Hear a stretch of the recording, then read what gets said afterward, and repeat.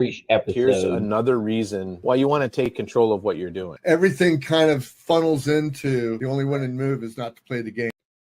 I don't know, guys. This whole thing sounds pre-recorded.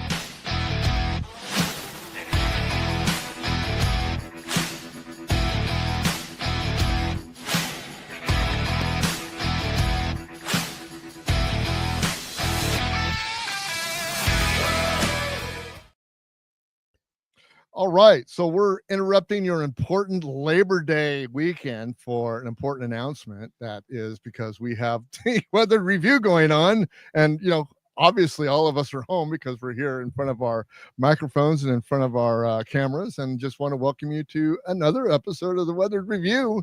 And we have a returning guest today, Danny Hudson from the Tennessee Hot Sauce Company, and we're glad to have him back. And just want to say thank you for coming back, Danny. Good to see you. Yeah, absolutely. I love the background. We've got hot sauces represented all over the place, and I'm fairly certain there, Bruce, that is that the margarita that's back there? No, let me tell you what I got back here. So okay, we're gonna do a little taste test tonight. Okay, so that's what we're gonna do. Oh, I love it. As Bruce is getting those together, let's introduce Danny as this is a friend of ours that we've known from the old Jason Stapleton Nomad Network, and he came up and developed. Yeah, he developed this line of sauces while we were all kind of working together during the COVID years. Yeah, and, I'm going to say they're wildly popular. They're wildly popular here. I know we've ordered a bunch at work, and everyone loves them there. We're getting ready to put together a new order. So it's Tennessee. What's your website, quick? It's tnhotsauceco.com. Right. So, yep, tnhotsauceco.com. And it's funny because we were originally looking at doing like Tennessee hot sauce or something like that. And I was actually on Jason Stapleton's show or something, part of the group, and he's like, I don't know how to spell Tennessee. Do you know a lot of people that would spell it right? He's like, maybe you should just abbreviate it. And we're like, you know what? That's a good idea. But yeah, what I've got today, the original designs and everything like that, from the group. Like I ran multiple logos past you guys and multiple color profiles and that kind of thing, and you guys really kind of helped hone it in with all your feedback. And that was 2021 at this point. So we've been going strong. Yeah. So we got a slight lag with you tonight, but that's okay. We'll work around it, Danny. Oh, I'm sorry. No, that's okay. What I've got tonight is I've got a taste test going on later on as soon as we get into your story and stuff like that. For those of you that came in at episode 20, and there's a lot of people that have joined that have not seen your prior episodes. So 20 and 21 are the episodes that you did in 2024. But I want to show a couple of people some of the hot sauces that we're going to be tasting tonight. So I got this new one here, honey habanero, and I've tasted this one. I do this one on my street tacos. This is what I use on my street tacos. I love it. I've got the new one. I got a new one here that I've never tasted before. So this is the sriracha Ghost. I've got my personal favorite. This is my personal favorite. This is the pineapple habanero. Let me tell you guys. Let me tell you something about this. Let me tell you about something about pineapple habanero. This should be the best-selling hot sauce on the market today. If you don't have it, you need to get it.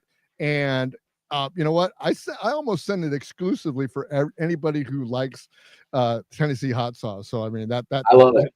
I love it too. And then Amy, that one's one of my wife's favorites. She likes. I actually was in the kitchen making a batch of that today, so it's nice and fresh. Oh, it's so good. It's good on anything, but also what we're gonna do is I had a little Safeway had a sale on New York strips, or excuse me, Rayleigh's had a sale on New York strips, $7.98 a pound. I bought a whole bunch of them. And I sliced them up tonight, had some salad with them, but I got a couple of strips left, and I'm gonna try it on the chimichurri. So the chimichurri that's coming up later on, and we're gonna go for it, man. So, Danny, remind the audience, tell the audience who you are and what you were before you became the Tennessee hot sauce guy. Sure, yeah. So I'm the founder and owner of Tennessee Hot Sauce Company. My wife and I, kind of like we touched on a little bit. We started in 2021. It kind of started as a COVID project. It's probably a fairly familiar story with a lot of folks out there where, no one really kind of had an idea what was going on during COVID, and as a single income household, I got a phone call from my boss, and during that time period, and you never know how those conversations were going to go. And like the guys alluded to, we were a part of the Jason Stapleton network, and one of the things that he really always talked about was controlling the source of your income. And so that was really kind of a goal of ours to say, hey, if we're a single income household, if we only have one revenue stream here, it really kind of puts us in a bind. And so, as it turned out, a good friend of mine made his own hot sauce, and I've worked in the corporate finance world for 15 years at this point. So I kind of had a good idea in terms of how to operate and run a business, but I didn't know anything about hot sauce. And so we got together, and we made a bunch of recipes and all of that kind of stuff. And due to some unforeseen circumstances, he had to actually back out of the project. But at that point, I had a half dozen recipes under my belt, and I had a lot of good ideas. And so my wife asked if I wanted to quit too and back out, and I told her no.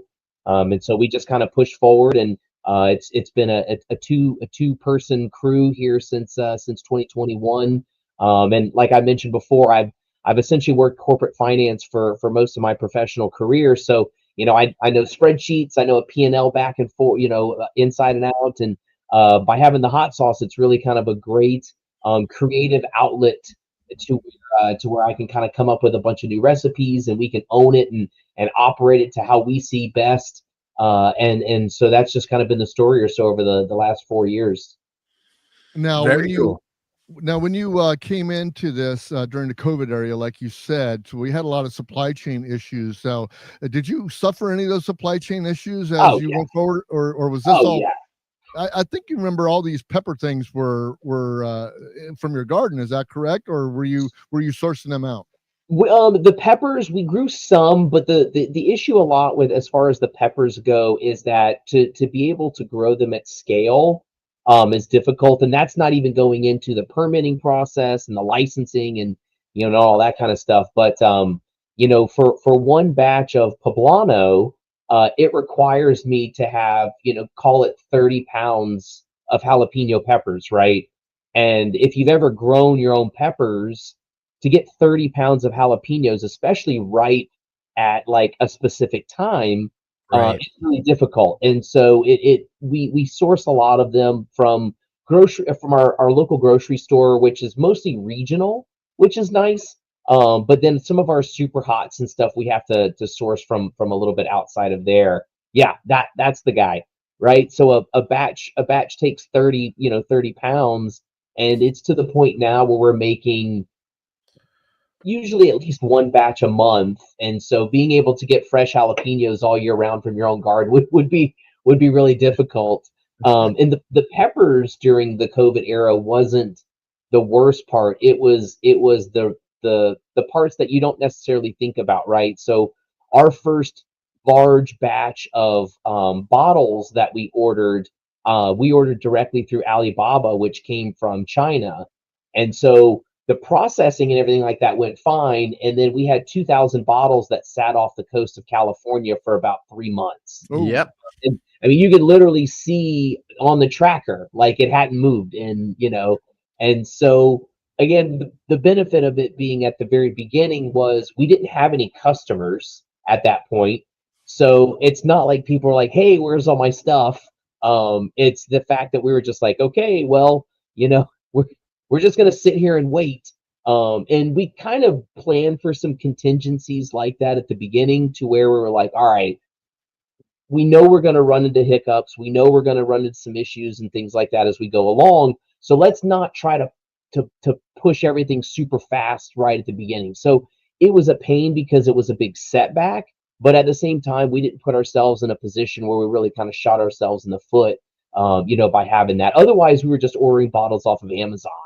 At which point then they were ridiculously expensive. So since then we've gotten a better supply chain. We actually have people reaching out to us now that are like, hey, we can be your new bottle supplier. We can get them for cheaper. And then you write back and you ask for a quote, and they can't.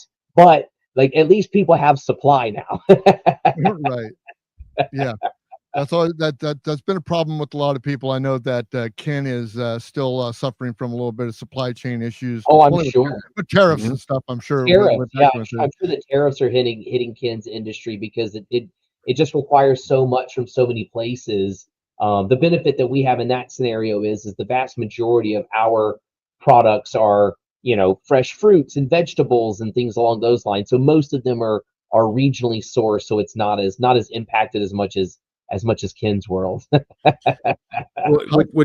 What's cool about your sauces too, like you said, is you started this as just just you and basically you and your wife putting this together. Yeah, The flavors you've come up with.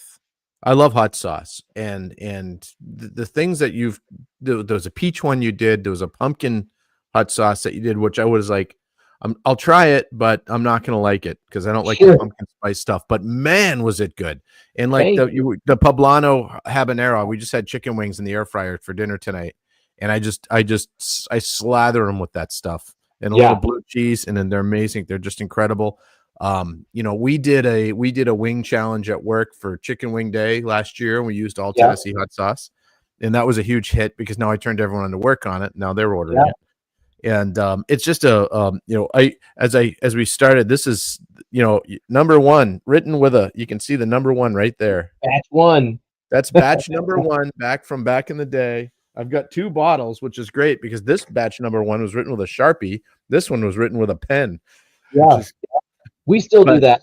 It's yeah. whatever, Andy. And notice they're empty, and I cleaned out the bottles and saved them because when I want to have imagine having the original Tabasco bottle from batch Yeah, one of Tabasco, they're So a tell lot me, more Dan, popular than we are.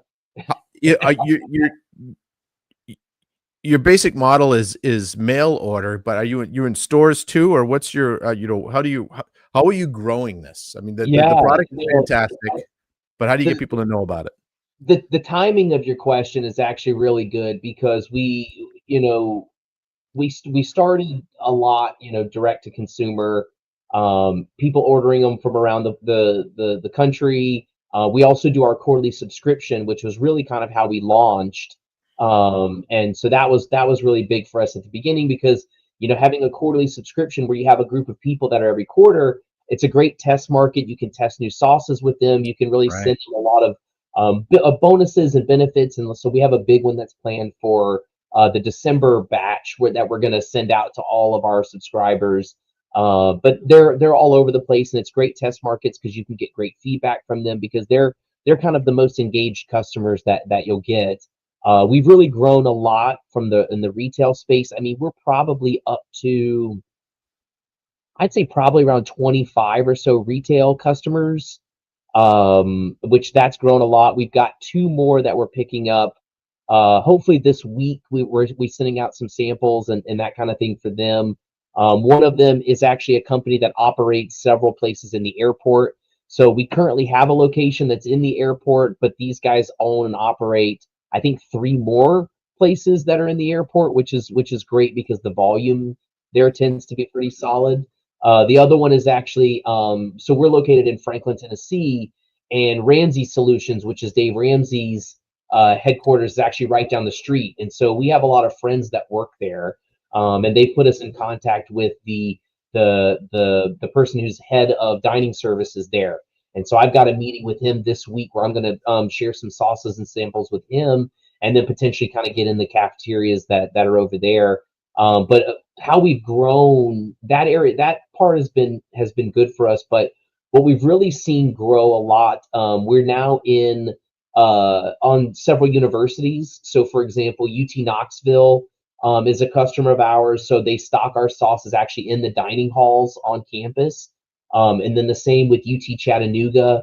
And then we've also sent some stuff to East Tennessee State. So that's been a big area of opportunity for us. We've reached out to some of the other universities, and the benefit there is that a lot of them are very willing to support small and local businesses, which is great.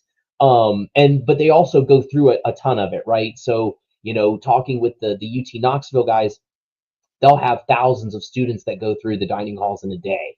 And so the volume is also there, which is super great. But the area that's really picked up, and if you guys would have asked me about this in episode 20, I never even would have thought about it, has actually been our private label business. Yeah. Which I was gonna ask I you know about you that. guys have seen us on Facebook and on social media, but the private label portion of the business has really taken off. Basically, people will reach out to us, especially marketing teams and companies that do a lot of conventions and trade shows, and they want to use hot sauce as like their booth giveaway.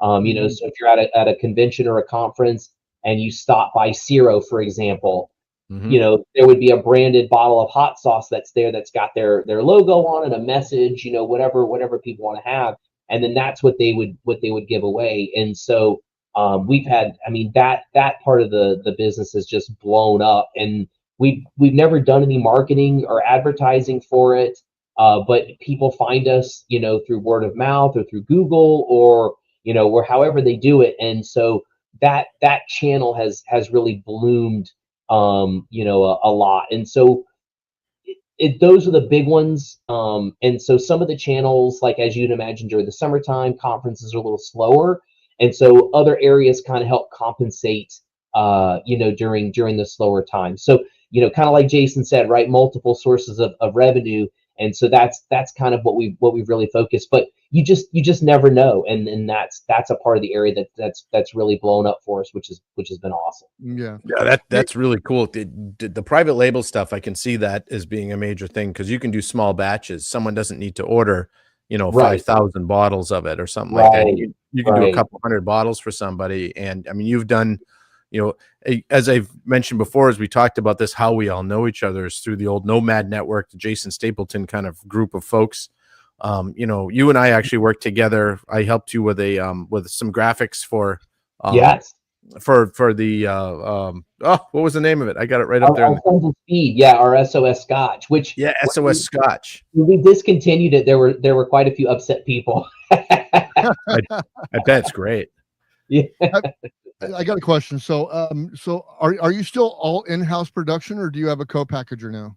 We have a co-packer that handles several of our sauces. Some of our sauces. So, for example, when you held up the poblano one earlier, we have several sauces that use like charred ingredients and that kind of thing. And our co-packer doesn't have the capacity or the ability to be able to do that. So there are certain sauces where we're manipulating the ingredients. Those are we have still kind of kept in-house.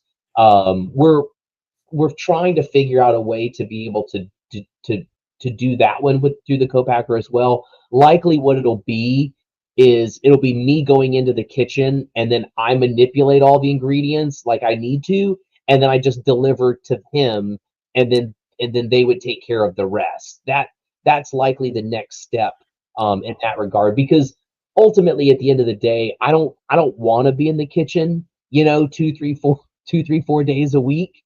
I'd rather not have to do it. And so if I can find a way to help bring him on board to be able to take it up, because I can do, generally when I go in, I can do like 7 to 8 gallons, whereas he could do up to 100, right? And so he's able to knock out months worth of supply. Now, the issue though that we've run into is, and as I'm sure Ken can attest to this, being in the industry that he's, is that you also want to try to keep your SKUs manageable. Right. What we've really run into now is that so the college campuses like 16-ounce bottles, whereas the standard one is 5. Right. And then for the conferences, the private label stuff, almost all of those are 3 ounces. And so we've gotten to the point now where like we keep like 7 standard sauces in the lineup, but now we've got multiple different sizes of these bottles. Our co-packer can do the 16 and the 5, but we would ultimately probably have to do the 3. And so it's just conversations, right? And trying to figure out how you can kind of continue to scale in the way that makes the most sense. But he's able to do some, but the other ones where we have to change and manipulate ingredients is where the next challenge is. Sure. We've got a question here from the audience. So he says, let me see here. Whoops. I erased it. He has a question. He goes, he loves Tabasco. Frank's is a solid choice. Both of them ferment pepper and mash one. He hates sriracha. It's super fermented. What is the difference there? More fermentation? Did you deal with any of that, of the fermentation of it, or? So we've fermented several sauces, but the only one that's in our main lineup is the sriracha one. So for example, the one that Bruce actually has on the table back there is our only fermented sauce that we do. And I get the personal preferences too as far as the flavors go. So for example, the three that he named, right? So Tabasco is a Louisiana style sauce, so it typically tends to be pretty vinegar forward. And then obviously Frank's is a little bit more of a buffalo sauce, whereas the sriracha is going to be a little bit more of an Asian style sauce. I don't know specifically what peppers they use. I want to say it's a sriracha pepper. It could be cayenne. But that one you're going to get a little bit more of the fermented funkiness of it, because as you're fermenting, that's the fermentation process is what is giving you that pH level, is what's required of sauces to be considered shelf stable. So a lot of the other ones are going to be more vinegar forward, because that vinegar is what's used to help get that pH level to a shelf stable one. So one of the things, for example, that you'll notice if you look at a lot of our sauces is that they have a vinegar, or they'll use a vinegar base, but we'll often introduce another component that adds that level of acidity to it that you would get. So for example, a lot of them we use lime juice. And what that lime juice is it's able to add a little bit of a citrusy note to it, but it's also to help to bring the pH level down without being too vinegar forward. I know there are people that really like their vinegar forward sauces, but we try to find kind of like a balance, because balance is really the big goal for us. So one of the ways that we're able to do that is you introduce another acid along with the vinegar to hit your pH level. So a lot of it is personal preference. And there's even different srirachas. So for example, our sriracha uses ghost peppers in it as well. And so if you were to taste our sriracha right next to Hoi Fong sriracha, you'll still get a little bit of that funkiness that's in there, but they're very different flavor profiles. Ours is better. Yeah. So my question now would be, so you talk about shelf life and about longevity.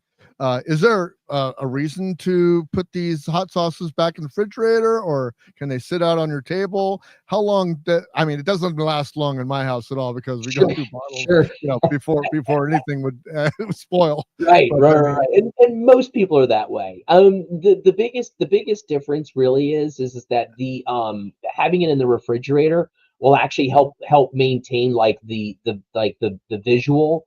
So it'll keep the look better, because as it's becoming more oxygenated, the flavor, the color profile of it is just kind of changing. So for example, if you took two of our sauces and you opened one of them up and left it on the shelf, and then you open another one up and you put it in the refrigerator, and then you just waited like a year, right? You use it occasionally or whatever, you look at it in a year. The one that's sitting out on the shelf is going to look duller, and then the one that's in the refrigerator, but the actual flavor is still going to be virtually the same. So you won't get much there. Now we do put on there refrigerate after open. That's on the label, but for the most part, it's just one of those situations where it's like, you know what, for freshness sake, just toss it in the fridge. Yeah. Because what you don't want to have happen, and again, Ken, I'm sure you encounter this a lot too, is that the way that you can set people up to just not have to ask questions because they're confused, the better off you are, right? Yes. If you don't put the refrigerate on there, you'll get some people that are going to go, well, I have some sauces that say refrigerate. Should I do it or should I not? And so we're just like, you know what? Just put it on all of them. Yeah, it doesn't hurt. So that's one of those. It doesn't hurt. You're answering the question they already have in their head. Right. And I remember when you started this, that was one of the questions I had for you. This was back in 2021. I'm like, so when I open this, I like hot sauce, but I don't use it a lot. And Right. so it'll sit, and I'm like, I'm gonna put it in the fridge. Will that hurt it? Will it not hurt? And Right. and then I looked at the label, and we talked about it a little bit, and it was but man, I've had some of it for there's some sauce. Like there was one that I forgot I had. It ended up in the back of because I got the pack of 4. Yeah. And we put them in the, and it ended up sliding in behind the red wine bottles and stuff in the stock room, and Sure. we forgot all For a about it lot. for like a 2 lot of years. them. Opened it up, it was just like fresh as Yeah. day one. Yeah. Fantastic. So, Yeah. And there's a certain threshold. I think the shelf stable, because and I'm sure people really care about this part of it, but the pH level to be considered shelf stable is below 4.2. But for the most part, most people in the hot sauce world are generally going for like a 3.8, right? So the goal there is if 4.2 is the threshold, let's get it considerably below that, so that way you don't potentially run into any kind of gray areas. very cool. We lost you. We No, lost. you didn't lose me. I just tuned out for a minute. So I want to do our first taste test here first. Yeah. So Hit it. what I want to do is I've never had a chimichurri before. So what am I looking Okay. at when I'm talking about a chimichurri? And when I opened this pack up, you had a recipe card in there that had this on flank steak. Is that Yep. correct? Okay. Correct. Yeah. So what am I looking forward to before I take the taste test here? Sure. So to give people a little bit of extra context, when we send out our quarterly subscriptions, there's always a surprise sauce that's Chimichurri. exclusive just to subscribers. And so we've done everything, in the past, from a strawberry rhubarb sauce to, Ken alluded to, a pumpkin sauce, a peach one. So this year, what we decided to do was we did sauces like from around the world, right? And so what we wanted to do was we wanted to take different styles or flavors of sauces from different countries, and then use those as kind of the inspiration for the surprise sauces that we sent out. And so the one that we sent out at the beginning of the year, which was in March, was a piri piri sauce, which uses African bird's eye chilies, and it's very popular style flavor in Spain and Portugal. And so it's a lot of like piri piri chicken and that kind of thing. And so the next one, which is the one that we sent out in June, which is the one that Bruce has, is a chimichurri sauce, which is from Argentina.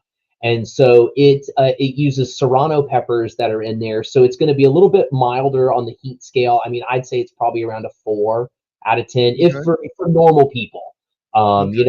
If you're if you're watching this and you have your own YouTube channel where you eat like fresh Carolina Reaper pods, it might be like a 2 to you. But for the normal people that don't like having stomach cramps, it's like I said, it's probably about a 4, but it's very herby.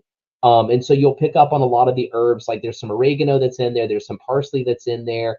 And it also uses olive oil. So that olive oil that's in there is really what's going to kind of give it that really creamy texture. But chimichurri is a very popular sauce in South America, particularly in Argentina. Cool. Well, first of all, I want to give a tip to everybody out there that lactose actually takes care of the burn if you start burning too much. So if you can get yourself a little milk or a little ice cream, that's what I have this here for. Just kind of cleanse the palate, just in case I get into something. Sure, sure. Well, I haven't found one yet that has stung me. So I mean, right. And you're kind of on the spot too. And so like, if you get a big mouthful of it and you have a show to continue, it's probably better to just go ahead and drink a little bit of the milk rather than trying to like suffer through it kind of thing. All right. So here I go. We're gonna taste the chimichurri here. Fun to watch him suffer though. There was a blood orange one that you had that was something else. That one ran through. That bottle lasted about 3 days at work. I think that was I think Chris did the same thing on his show with you when he interviewed you. So here's the chimichurri. Here we go. There he goes. Mm. Let's see. Is your Irishness going to be this too hot, or is the Mexican part of you going to be, you know, They balance out. They balance out. Bruce is dueling his DNA. My mouth is filled with that sriracha, or not the sriracha, but the Serranos. The Serrano, because I grow Serranos myself in my Go. garden, so I know the taste profile of it well. Yeah, it is. Serrano's a great pepper because they're on the milder side, but they have a ton of flavor. Yes. But they're hotter than jalapenos. They are hotter than a jalapeno. Yeah, and so you can get a little bit more of the heat with the Serranos as opposed to a jalapeno, but you still really kind of get like that really nice flavor profile, similar to like the jalapeno. It has a creaminess to it that I like. Yeah, it has a real nice creaminess to it. I think I would like this on my salads. You could do that. Yeah, the profile for meat is excellent. I like this. I'm going to be using this a lot this week.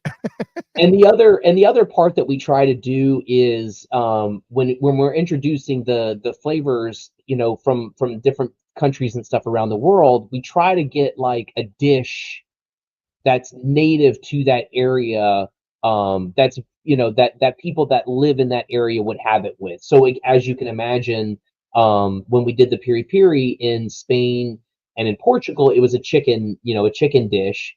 And then this one is really popular in Argentina, which they have it with their steak. And if I remember correctly, they had it with essentially fries or you know, like fried potatoes that went with it as well. But yeah, it's great for the meats because it doesn't tend to overwhelm the red meat. Which if you're like me and I'm eating red meat, you know, I want to taste it because I like it. I don't want something that's going to overpower it. I usually don't put anything on my meat at all. What I do, you know, salt and pepper on a steak, and then I'll grill it up. But I'm not above just kind of like swishing the meat around on my plate and getting you know, whatever's left. And this sounds like it would be very good, like next to my salad or something like that. So I mean, that's probably where I think that this belongs in my repertoire of food. So man, it was very good. Yeah. So and what we find too is that, you know, because everybody their brain tends to go to a different area when it comes to that kind of stuff. So like, for example, you went to a salad, right? And so one of the sauces that I mentioned earlier was our strawberry rhubarb, which was one of the first surprise sauces that we did. And that was kind of our thought process was having it as like a vinaigrette, right, on salads or that kind of thing. And I had a buddy of mine that was like, I want however many bottles you have left, I want all of them. And I'm like, how are you eating so much of this? And he's like, well, I have it with my salads and things, but I also eat a ton of wraps. And so I put in all of my wraps, and I'm like, oh yeah, like duh, like why didn't I think about that? But that's one of the nice things about it is, and one of the things that we love about our community is that we get that kind of feedback, and people will send us pictures of what they're eating and what they're having it with, and that kind of thing, and then we're able to kind of share that with, you know, with the broader audience. You know, you mentioned that I use some of the garlic habanero in which is one of my favorite ones that you make, in spaghetti sauce. Yes. It's fantastic. It just gives it a little bit of a bite of an edge, but there's a flavor to it that I can't describe. And you just, because when we make spaghetti, I just get the can of, you know, it just says tomato sauce, that no flavors in it, right? And I dump that in. I put all my own spices in, you know, fry everything up and do my own garlic and all that stuff. But to throw some of that in there too, it just gave it just a little bit of an edge that it was so good. Agreed. Yeah, spaghetti is a big one. We actually made ziti for dinner tonight, and I had it with the ziti. So, but same kind of style, and it's we really try to make it a very garlicky forward sauce. And since I cook with a lot of garlic, as you can imagine, I put it on a lot. I mean, I usually tell people if you're not quite sure what you might want to have it with, there's two places to start. Start with pizza, and then start with eggs. And if you're not quite sure, that's a good place to start off with. Pizza and eggs. Yeah, so I did notes, write that down. Yeah, I did. Yeah, I did actually start with eggs when I first got the first shipment that I got in, and the first one that I did was, of course, the pineapple habanero. That's the first one that I did. That was the first one that I actually opened up in the package, and for some reason, like I said, it's just ended up being my favorite. And so it really would be a disservice for me to test this one out on corn chips, because I don't use it on corn chips, but I do have it here. But I want to give everybody the benefit of the doubt about what I love about this, because I'm going to give it a taste test right now for you. You didn't make a plate of eggs to have with it? I did not make the plate of eggs. Oh man, come on, Bruce. What are you doing? Yeah. But I use this also on my chorizo burritos. Kind of anything that I want a little bit of a sweeter taste to it. Yeah. And that's where I got, that's where the essence of the pineapple came, because there's nothing like a sweet and hot. I mean, I love that. If I can put fruit in my salsa, a real hot salsa, it really, really does great. And the two that you have back there are like our standard sweeter sauces, right? Which is the honey and the pineapple. Right. And so, and that was part of the reason why we wanted to have, again, because we do a subscription. So we're sending out boxes every quarter. We really wanted to have a wide variety of different flavor profiles. So like Ken mentioned, right, the garlic, which is one of my favorites. And then you bring up the pineapple. And then we've got, the poblano one, which is a little bit on the milder side. And then the honey, which is it's a very straightforward, right? It's honey and then habanero. And then we've got the sriracha, which is a fermented sauce. And then we've got the barbecue, which is basically a spicy barbecue sauce. Right. And then we've got the mustard dill scorpion one, which is essentially like a very condiment oriented sauce. So, I always tell people that if I would have a condiment on whatever it is that I'm eating, that's the sauce that I go to for that. And so that was kind of always the goal, was to have a very wide variety to appeal to a larger audience. And then we have more niche sauces that we make, right? So like, for example, we've got our barrel aged whiskey sauce that we have. And then all of our surprise sauces tend to be a little bit more unique and specific. They're not quite as broad as some of the standard ones. And then we make some fun ones. There's a festival that happens here in Middle Tennessee and Franklin every May, and it's called Main Street Festival. And for that one, we make an apple based sauce. Oh, wow. Apple is the number one fruit that's grown in Tennessee. Good. And so we wanted to make a sauce that was really kind of very Tennessee themed. And then the one that we made for Billy Lane and the Sons of Speed guys, that one was a very Florida themed sauce, right? So it had Scotch bonnets, which is like a tropical pepper. I'll grab that bottle. Yeah, grab it. Yeah, it's a beautiful bottle. It's a beautiful label that Ken designed for us. But so in the standard lineup, that's kind of the goal, is to have like a nice variety, and then build off from there. Yeah, that's the label that Ken helped us make. And so that one was a very Florida themed sauce, because the Sons of Speed guys, they originated in Florida, and so we kind of wanted to pay a tribute to kind of their their founding and their history and that kind of thing. So we made a very Florida sauce from there. And we have people that ask us about making like custom sauces, but I generally tell them that it's not something we really want to try to do, because the process sucks.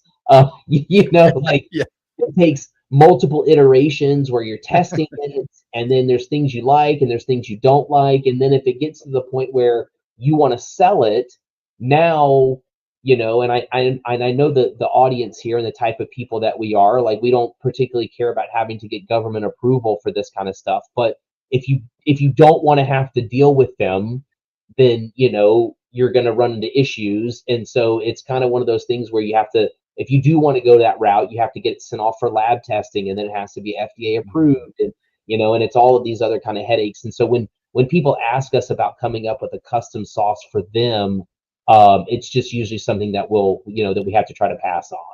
So we'll make one of our sauces, and we'll let them kind of slap their logo and label and stuff on it. That brings up a good point. So we're all a bunch of like lunatic libertarian kind of people that want the government the hell out of our business. what did you actually do? Because, when I look at I remember when we were doing this, you have your UPC symbol, you have Right. ingredients, nutrition facts, you've got, there's information that the government tells you have to put on there. So what was that like, that process going from, I'm just cooking some hot sauce to sell to people. Why do I need the government involved? And Yeah. how'd you work through that? You don't, right? You don't. But people will say, well, how do they're there to try to make sure that you're selling a safe product and blah blah blah blah blah. And I tell them, I go, the amount of time that we devote and we put into this, the last thing I want to do is make somebody sick. Right. Like I don't want to hurt customers. Like I want them to come back. And so when people are like, oh well, they're there to try to make sure that you're sending out something safe, I'm like, I don't need them to tell me to not kill people. Like I don't want to kill anybody. Like I want to make money. Right. So that's the big thing. Now Tennessee is pretty friendly as far as business goes. In terms of like the speed of the process and that kind of thing. And so a lot of people are able to operate under cottage law. But essentially what cottage law says is that you're not allowed to ship or sell any products across state lines.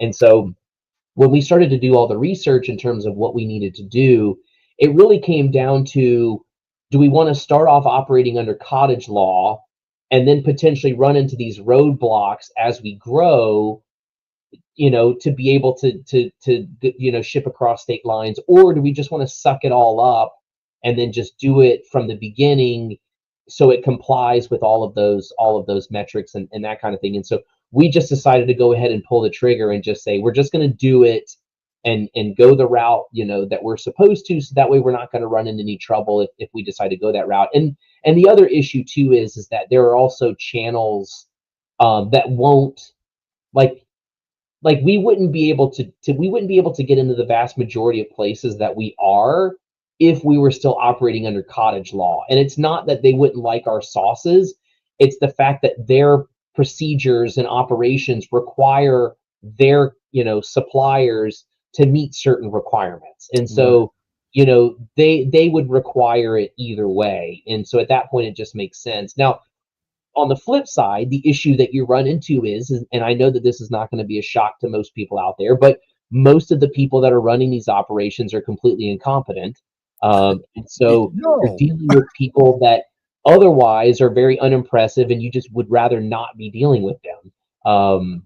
One specific example is that I'm sure most people are familiar with like the black and white nutrition facts chart that you see on like every product that you buy.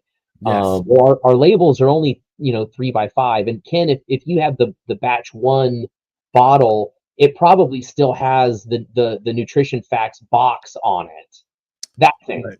Yeah, right there. That thing, I hate it. It's awful. It's terrible, and it's hot sauce, and there's not really anything in it. Now, Bruce probably has an updated bottle that he has, and so we actually put the nutrition facts in a box. See, now I like the one that Bruce has got way better, right? It tells the same story, but the issue ended up being is that I emailed them and I say, hey, before we dump thousands of dollars redoing all of these labels and reprinting all of these labels, I need to understand, why can't I do this? Tell me why I can't do it. And so the lady was like, well, let me talk to my boss. And I'm like, okay. And so then she writes back, 2 weeks later, and she's like, hey, so I talked with him. And so because the nutrition facts aren't specifically, required in the state of Tennessee, I can't give you an answer. You would have to go directly to the FDA. And so at that point I go, okay, now I don't care. Like, I'm following the FDA's guideline. The FDA guideline says it needs to be in a box and it needs to be next to the ingredients. Yeah. And so I'm like, okay, that's done. And so at that point, I'm kind of like, hey, if I get in trouble, we get in trouble. But we were literally checking all of the boxes that they require. But the person who couldn't give me an answer is the same person that could fail you to where you wouldn't be able to operate your business anymore, right? So you're just kind of like, you're supposed to be the authority and help me out here and answer these questions. and all you're doing is you're looking at a checklist and asking your boss. Like there's a lack of critical thought there that just tends to drive you insane. Yeah. Well, Yeah, here's I totally. A little bit of a rant there. No, I understand that. You know, with in the industry I'm in, one of the things we do is we have to deal with DOT compliance with lighting on vehicles, and it's a similar situation. There's parameters and there's check boxes. As long as you meet them, nobody cares. And Right. it's like it's asinine, but you Right. got to do it because if you have a non-DOT tail light on your motorcycle and you get rear-ended, and a sharp insurance adjuster can come in and say that's not a DOT light, we don't have to cover Sure. this loss because you Right, had a right. light on there that was not up to compliance. It's the same thing with the food thing. So like if you're financing, just to get into you're financing a motorcycle and you want to add some lighting to it, a lot of places will not finance the addition of non-DOT compliant accessories. Well, in the food world, and I worked in the food world for a few years, we had the same kind of thing where I worked in a little market in Massachusetts, and it was just a 2-row store butcher. And so we had a lot of local people that would bring in stuff homemade and things like that. And at one point, this is in the 80s, the lady was making apple pies, the most incredible apple pies you'd ever have in your world. She's been making apple pies since 1926, and all of a sudden, some Massachusetts health network people said, "Oh, we got to go to your house." And she did, "Oh, that's not a professional kitchen. And this is not a Right. professional." So I was leading into that kind of, so you started with basically a pot on your stove and you and your wife working on it, or you and your friend there. And then Right. now it's starting to grow. Now it's at some point, you and I had talked a few years ago about you hadn't planned to leave your job or anything like that. What's your I guess 2-part question. Number 1, have you left your job? Is this your full-time thing? And 2, how did you go from doing the things in your kitchen to finding a place that you could actually build or cook bigger batches? Sure. No, it's a great question. I haven't left the corporate world yet. But we have a roadmap to get there. And so it'll probably be a few years before we're able to get there. But part of it also too is because like my primary job, I work from home. We make a Yeah. shelf stable product, and so it's not like I have to be in the kitchen during the day, and I can fill orders at night. You know what I mean? And so Yeah. it's a fairly low stress job, and you know what I mean? So it's kind of one of those where it's like, as long as we're able to kind of maintain and grow the way we want to, and keep them both. Now it's getting harder, right? Because as we're continuing to grow, then I find myself having to devote more time outside of standard work hours and that kind of thing.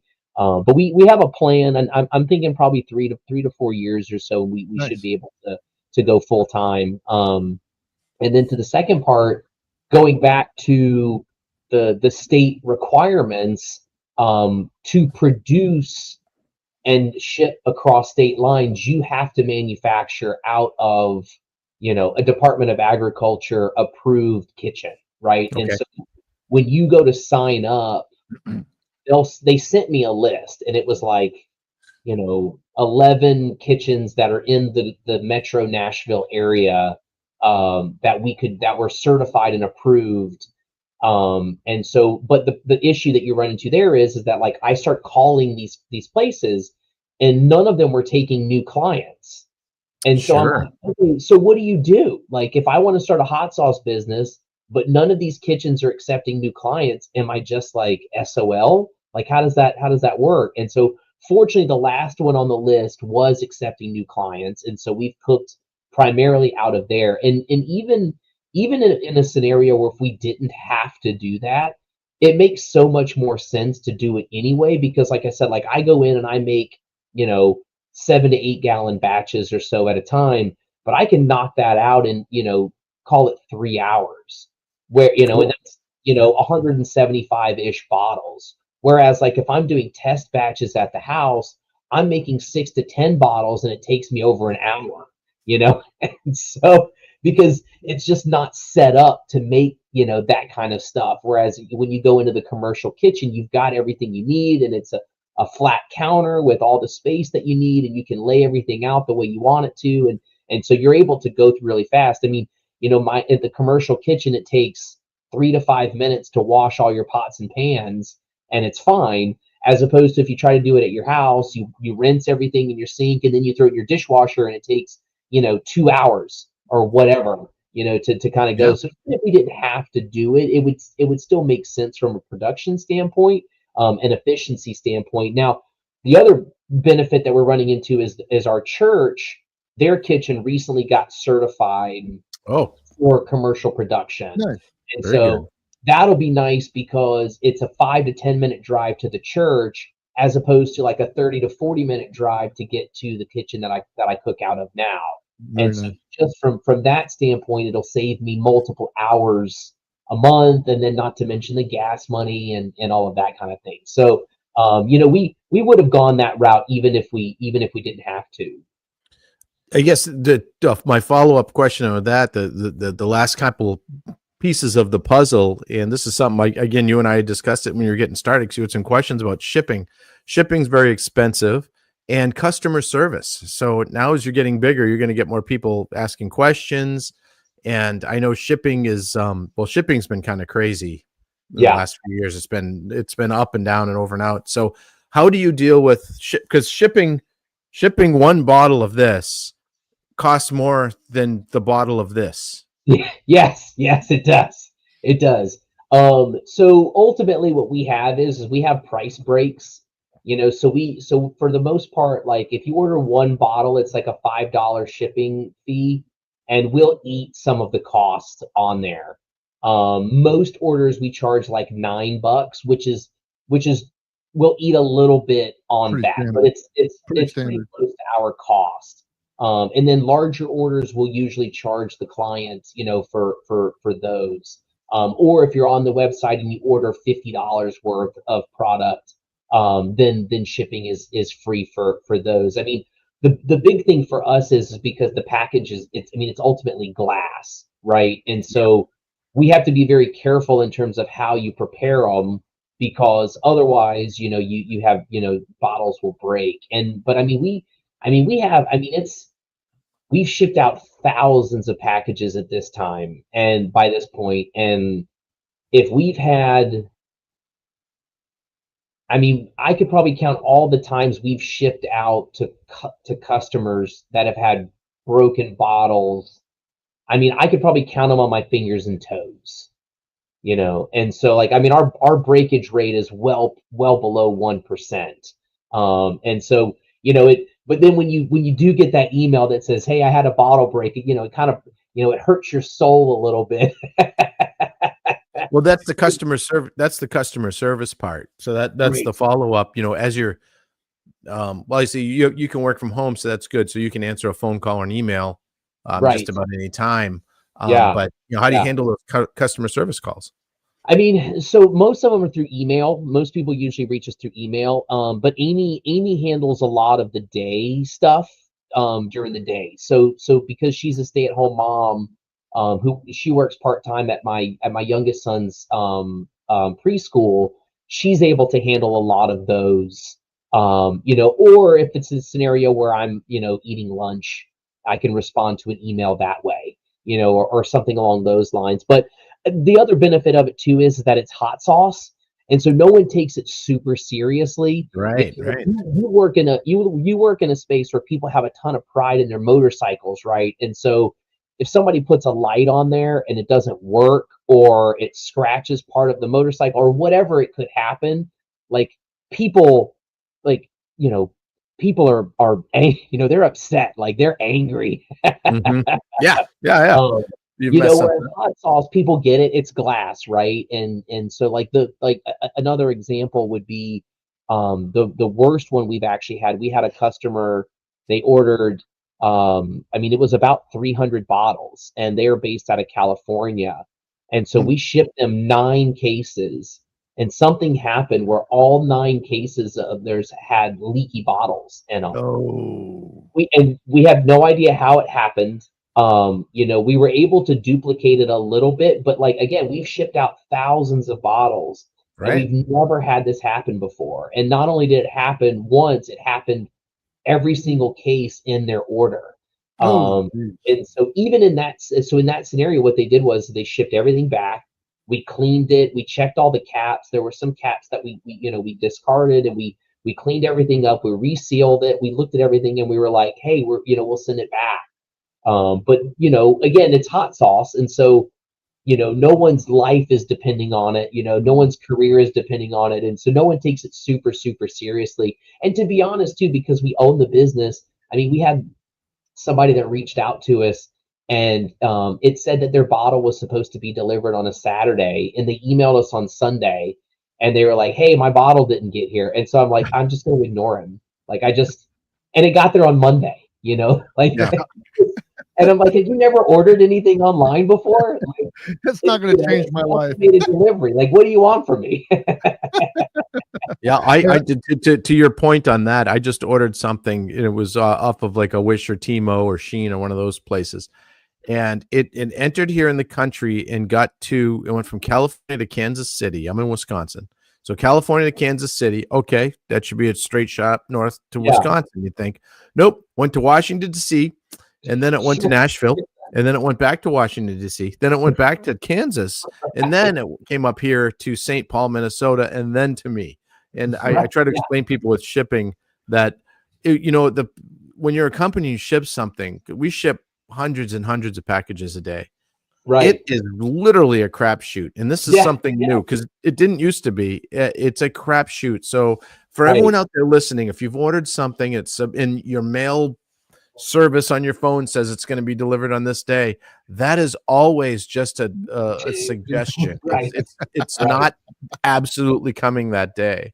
Yeah. So give a guy a break. So when you call in Tennessee Hot Sauce and you're like, it was supposed to be here yesterday and now it's not, give it a couple days and then call me back. You know, if you don't get it within a certain time, we'll figure something out for you. Now, and most people, they put in their own address, right? Because when they put their order, they put their address. So like we had somebody else that reached out and they were like, hey, it looks like it's being returned to sender because you guys you didn't put my unit number in there. And I go, I don't know where you live. It's your address, you know. And so now they got me the unit number. We got them something in the mail, you know, the next day. We were able to take care of it. But I'm like, I didn't do anything wrong. You put your own address in there. Yep. We happen all the time. I have one now I'm working on with some artwork I sent to somebody, and it was a very small purchase, and I sent it down. I got it back, and I've sent emails saying, where do you want me to send this? Because it was returned to me. You paid for it. You want a refund? I can send it where it's, and I don't hear anything back. So sometimes the customer service part of things can get interesting. That's why I asked about it. Yeah. No, I agree. And you know, and that's a big thing that we're trying to teach our boys too. So for example, I'm not sure if you guys are familiar with Connor Boyack, who's the creator of the Tuttle Twins. But they created the children's entrepreneurial market, which if you guys listen to Tom Woods, Connor's been on there talking about that. And so you know, so Oliver started his own hot sauce business. And so he has two of his hot sauces that he does, which is a broccoli hot sauce and a peach sauce. So I know you guys brought up the peach sauce earlier. So he actually bought the recipe from us and tweaked it a little bit. And so he's got two sauces. Nice. And then our youngest son, James, who's 5, started his own jam company. And they sell their products and stuff at the children's entrepreneurial market. And Oliver now has his own fan base and retailers that carry his broccoli sauce as well.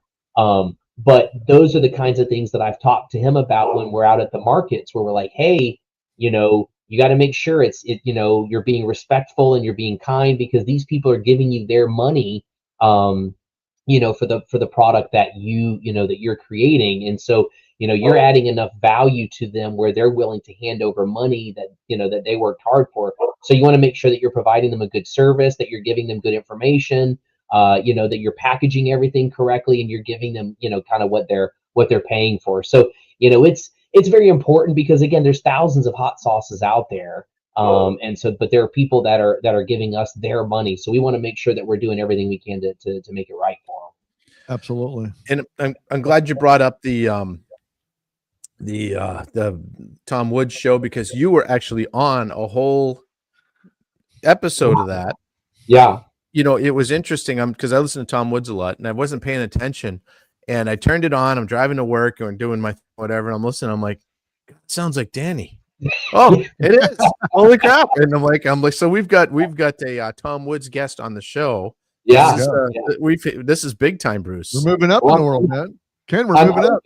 I'm hoping it'll be 2-time, because we're working on another episode now, to be able to kind of break down the experience with the children's entrepreneurial market and the boys, because Tom has obviously been a big supporter of the Tuttle twins and Connor Boyack and that whole space. So we've kind of been talking a little bit back and forth to see if we can make another episode out of that. Yep. I don't remember what number. Do you know what number episode that was? We can put that in the links below, because it was very good. I can text it to you though. I can find it. We can find it too. So yeah, send us that, and we'll get that link in the notes, because it was a great episode. It was a really good one. Oh, thank you. Yeah, I was a little nervous, you know, but you know, he's a normal guy like most people. Right. A little shorter, but he's normal. Yeah. Yeah, well, we want to be respectful of your time, and we thank you for being here. If you have enough time, we'll just carry this on to a bonus episode that we usually do next Sunday. That way, all of us can have a day off and all that stuff. So, but if not, then yeah, we're obviously just really thankful that you're here and that you've been here to educate us about Tennessee hot sauce. The link is going to be in the show notes. The link is also scrolling down at the bottom there. And man, it's just been a pleasure to talk to you, Danny, again. Absolutely. Yeah, you got it. I could probably hang for a few minutes. Okay, cool. Well, cool. You know, hang tight once we end the show, and then we'll give you the link to where we can go. And those of you that want to, kind of get that show a little early, all you have to do is go over to patreon.com/weathered soul, and I'm going to post that as soon as we're done with that bonus episode. But if you have to go over to patreon.com/weathered soul and sign up to be a Patreon subscriber, and that's the only way that you can get the stuff early. If not, then you get it the next week when we come out with it on YouTube, on X, and on Rumble, which is mostly where we go to. And yeah, that's what we do. But man, Danny, it's been a real pleasure to have you on the show, man. We always like chatting with you guys. Yeah. Great to talk to you again, Danny. Ken, you got any last words? You guys have a great night. You got any last words there, Ken?